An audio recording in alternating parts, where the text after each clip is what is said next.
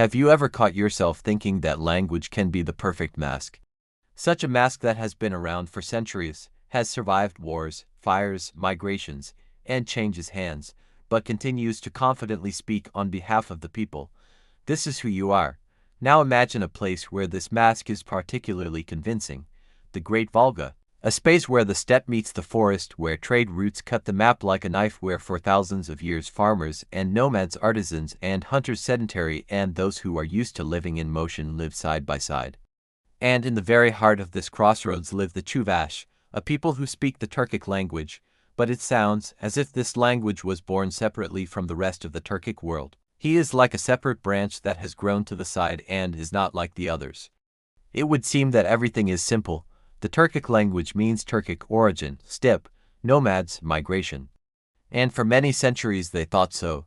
The Chuvash are the direct heirs of the ancient Volga Bulgars, which means that the Turks came and became the people of the Volga. But what if I tell you that this beautiful line is too smooth to be true?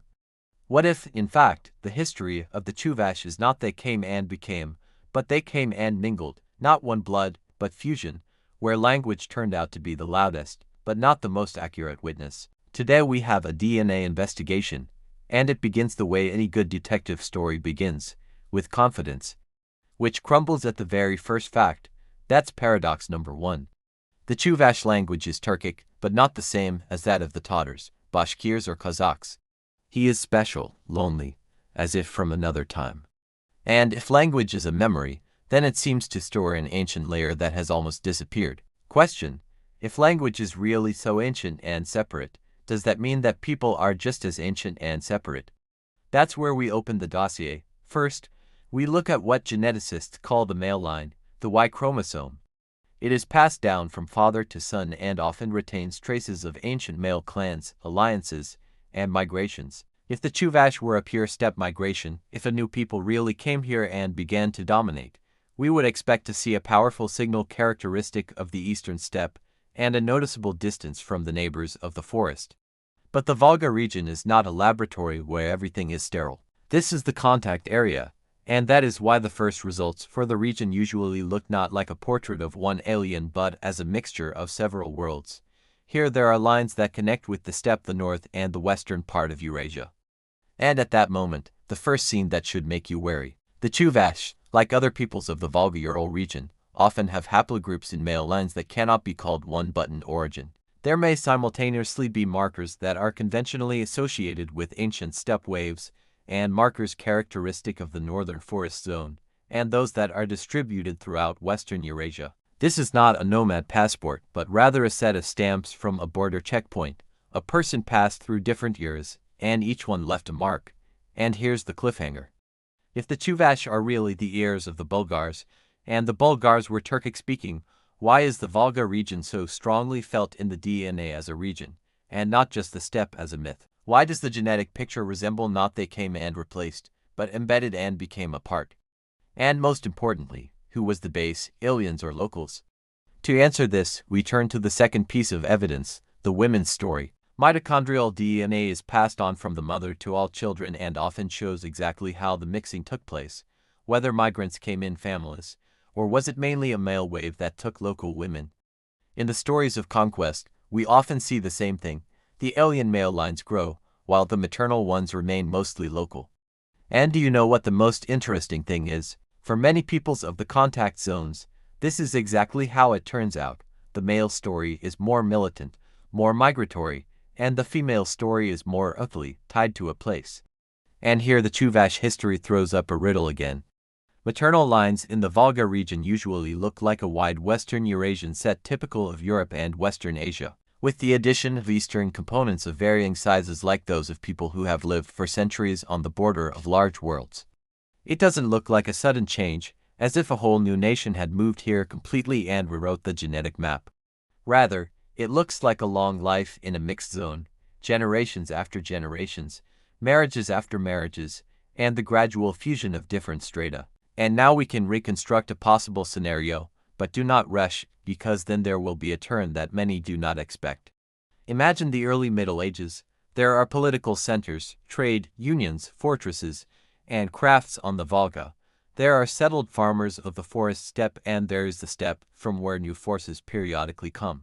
And now there are Turkic-speaking groups, those whose speech differs from the common Turkic and resembles an ancient stratum. They can become an elite, they can create statehood, they can control trade routes. But this does not necessarily mean that they came by the millions and completely replaced the population. Sometimes a minority is enough if it is organized, armed, connected with trade and power. Then an amazing thing happens: language changes faster than genes. People stay, but the voice becomes different. Just a second. It sounds like blasphemy to those who like simple stories. Because we are used to it, if people speak a language, it means they are by blood from the same place. But genetics has shown over and over again that language is not blood. Language is a contract. It can be adopted for the sake of status, security, trade, religion, administrative benefits. And if so, then the Chuvash paradox is beginning to take shape. The ancient Turkic language could have been preserved precisely because it became the language of a stable community that lived in place for a long time and maintained its local identity even when empires were changing around. And here, it would seem, you can put an end to it. But no. Because the Chuvash have another piece of evidence, a very special one. It's the kind of evidence that turns population genetics into a real thriller. This is a story about a mutation that has become so famous that it has been included in textbooks on medical genetics. She is associated with a rare hereditary condition called Chuvash polycythemia.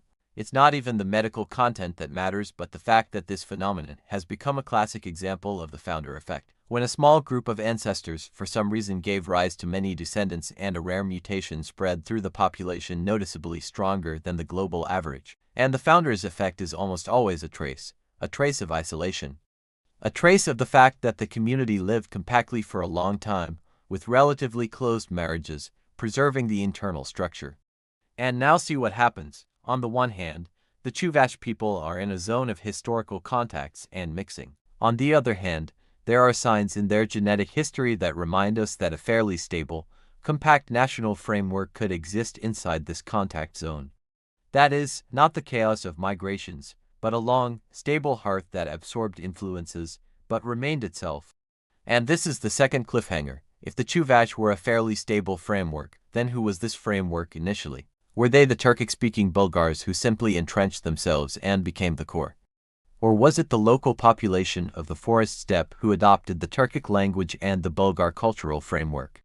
And if the second is the case, then why didn't the language dissolve? Why didn't it change to neighboring Slavic, Finno-Ugric, Tatar? Why did the Chuvash survive? The answer lies in geography and the history of power.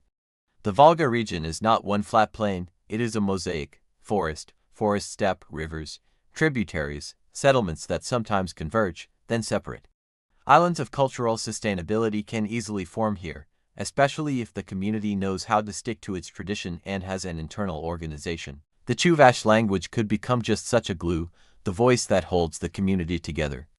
And here there is another important detail. The Chuvash language is so special that it creates a border by itself. Where neighboring Turkic languages can be mutually intelligible, Chuvash stands out sharply. It's not just a dialect difference, it's a sense of separateness. And separateness is always protection. People who say otherwise keep we longer. Now let's add a third piece of evidence to the investigation: autosomal DNA, that is, common inheritance from all ancestors, not just one line. It is she who most often shows who people are on average, in general. And here the Volga region speaks loudly again. Many Turkic-speaking peoples of the region often find themselves closer to neighboring Volga and Ural populations in their general genetics than to the distant Turks of Central Asia. It looks as if the Turkic identity in the region was formed not as a substitute for the population, but as a cultural stratum that formed a local basis. It's not the same everywhere, it's not the same for all peoples, but the very logic of the contact zone is exactly that.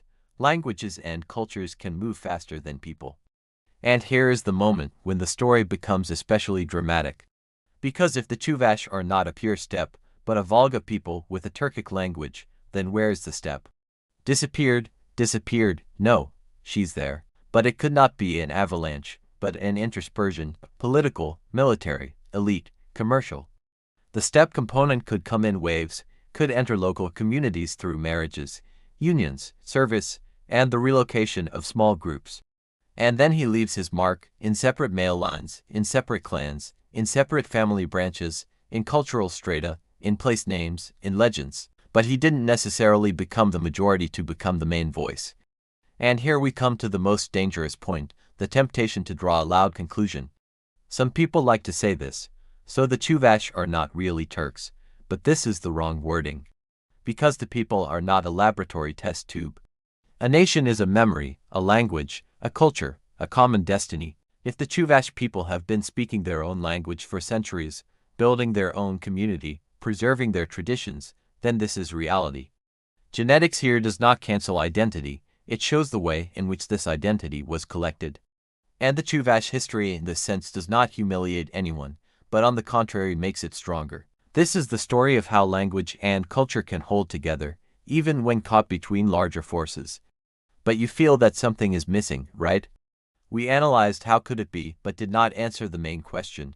Why did the Chuvash people preserve this ancient Turkic voice when many things were changing around them? When other Turkic-speaking groups were forming nearby, when there were new states, new religions, and new administrations on the Volga, why didn't that voice disappear?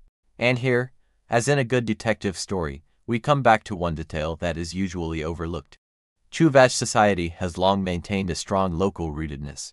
Settlement, connection with the land, a dense network of villages, traditions that are based on the community. In such circumstances, language becomes not just a means of communication, but a code of affiliation. It's like a password. If you say that, you belong, otherwise you're a stranger. And when one's own is more important than convenient, the language lives on. Even if there are more prestigious languages around. Now imagine the following scene. River, fair, trade, mixed marriages, military service, resettlement. Nearby there are Tatars with a different Turkic language, which is more understandable to many Turks. On the other hand, there are Russians, whose language is becoming the official language. On the third side, there are Finno-Ugric neighbors with native languages of the forest. In such a cauldron, one big tongue usually wins, and the small ones dissolve. But the Chuvash did not disappear. This means that the Chuvash had an internal retention force. And this power can even be reflected in genetic traits like the founder effect. Stable communities retain their unique features longer because they live compactly and keep their internal borders for a long time. And here we are again at the junction. Which version better explains the Chuvash phenomenon? Monolith theory. Are the Chuvash people direct descendants of the Turkic-speaking Bulgars who came and became the majority? Or the fusion theory. Did the Bulgarian Turkic language and cultural framework overlap with the local Volga foundation, and over time a new stable unity emerged, the Volga people with an ancient Turkic voice? The genetic logic of contact zones more often supports the second version. Not because there were no Bulgars, but because it is not necessary to change all people for a language change. You can change the rules, you can change the prestige, you can change the language spoken by the government, trade, court, contract, union, and then the language becomes an inheritance that children take, even if their blood ancestors were very different. But I'll leave you the final cliffhanger, because in a real investigation there's always a door that hasn't been opened yet. The strongest evidence for such stories is ancient DNA from archaeological finds, directly from the era of Volga Bulgaria and from even earlier layers of the Volga region. When more such data becomes available, it will be possible to compare them not with myths or guesses, but directly with modern Chuvash people. Will the Bulgarian profile coincide with the Chuvash one, as expected by supporters of Monolith?